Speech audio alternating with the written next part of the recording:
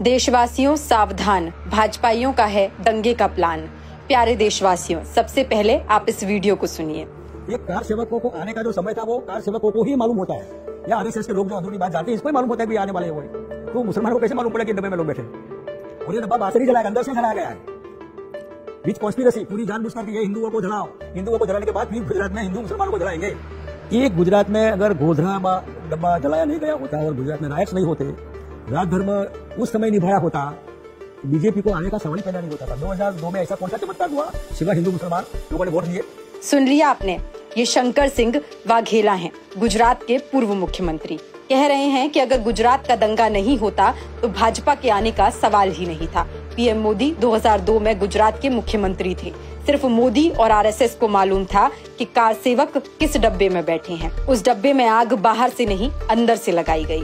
Car सेवकों की मौत के बावजूद पूरे गुजरात में उनकी लाशों को घुमाया गया और राज्य में दंगे का माहौल बनाया गया। ये सब आरएसएस और मोदी सरकार की निगरानी में हुआ। कार सेवक मारे गए, गुजरात को आग के हवाले कर दिया गया। हजारों बच्चे, बूढ़े और महिलाओं को अपनी जान गंवानी पड़ी और फिर मोदी अमर हो गए। मोदी ने फिर पीछे मुड़कर नहीं देखा और मुख्यमंत्री की कुर्सी पर हमेशा के लिए कब्जा जमा लिया।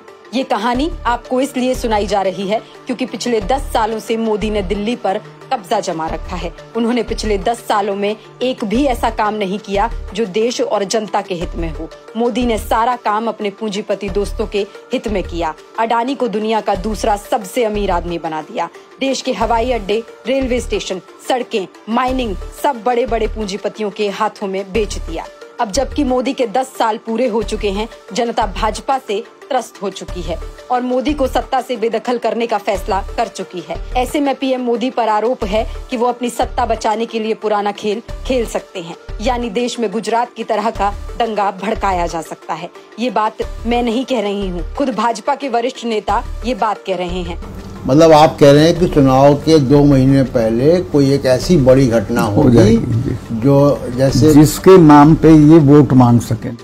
पूर्व राज्यपाल सत्यपाल मलिक का कहना है कि मोदी 2024 का चुनाव जीतने के लिए किसी भी हद तक जा सकते हैं। राम मंदिर पर हमले भी कराए जा सकते हैं। इसी तरह का अंदेशा अब शिवसेना प्रमुख उद्धव ठाकरे ने भी जाहिर किया है। उनका कहना है कि मोदी सरकार जनवरी के महीने में राम मंदिर का उद्घाटन कराएगी। देश भर से राम भक्तों को अयोध्या ले जाया जाएगा और वापसी में किसी ट्रेन पर हमला कराकर कुछ राम भक्तों की हत्या कराई जा सकती है। फिर पूरे देश में सांप्रदायिक दंगे भड़काकर पीएम मोदी चुनाव जीतने का प्रयास कर सकते हैं।